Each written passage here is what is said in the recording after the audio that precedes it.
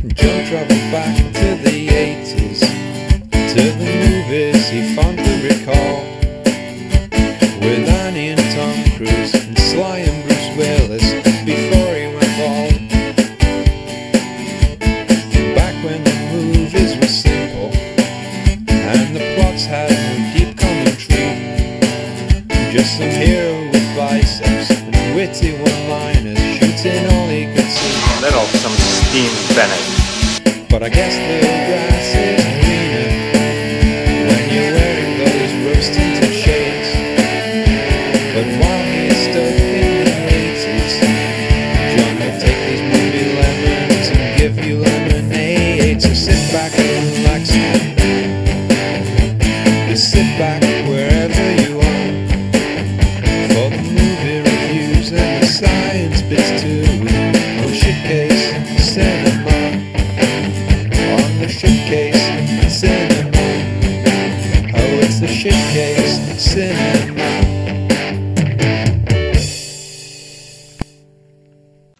Hi and welcome to Shitcase Cinema's review of Super Mario Bros. I'm sure you all know who Mario is. What? You don't know who Mario is? Then why on earth are you watching a movie review on Super Mario Bros? Only you know the answer to this puzzling $64,000 question, but just keep it to yourself because I don't really care.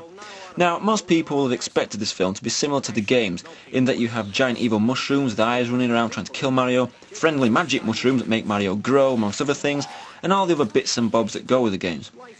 Unfortunately, the film is nothing like this. Yes, Mario and Luigi both feature in the film, and yes, both are plumbers. In short, this film is pretty average. Now, a lot of people just say it's simply a bag of shit, but you might happen to find one or two demented souls out there who will try to convince you that it's an amazing piece of cinematic history that should have won award after award. No doubt this is due to the fact that they'll be like sampling Mario's magic mushrooms or something. Yum yum. Anyway, this part of the film starts off by telling us that dinosaurs were wiped out by a meteor and someone into an alternative dimension and evolved. And what would happen if they found a way back? Well, yeah, that sure sounds like a Super Mario storyline to me. Well, I guess I'd better get nitpicking now.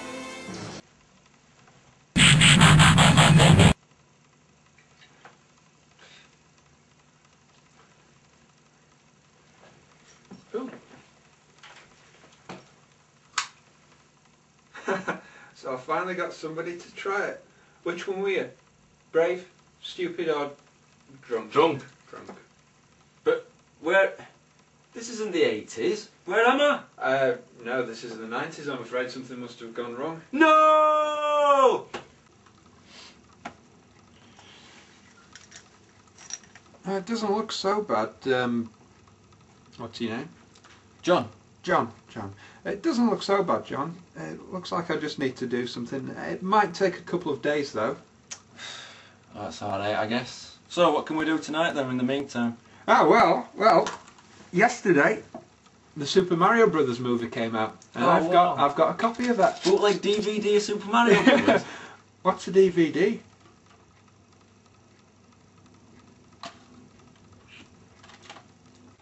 Wow, Super Mario Brothers. Actually, it'll be the first time I've seen it. Since you're from the future, I guess you've already seen it. I bet it's good. Is it good? Well, I know, let's do a review of it for fun, shall we? It'll be fun, come on, let's go. what did you make of the film after watching it? That was weirder than the plot to Super Mario Bros. 2. Basically, the movie starts out with a giant egg getting dropped off by some weird hobo lady, and these nuns in the church take it in. Now, obviously, this is something that naturally happens every day, a baby getting hatched from an egg. Now, I must live a really sheltered life because I didn't know this happened, but these nuns don't seem bothered at all. They're not like, Jesus Christ! You know, but saying that, they are religious, so they probably can't say something like that. But it's just really strange, you know, that they don't find this weird at all. They must be smoking crack or something. Or, I got it, eating Mario's magic mushrooms. That's what it is. That's what it is, definitely, yeah, for sure. So here we are in Brooklyn, so let's get introduced to Mario and Luigi, I think, now.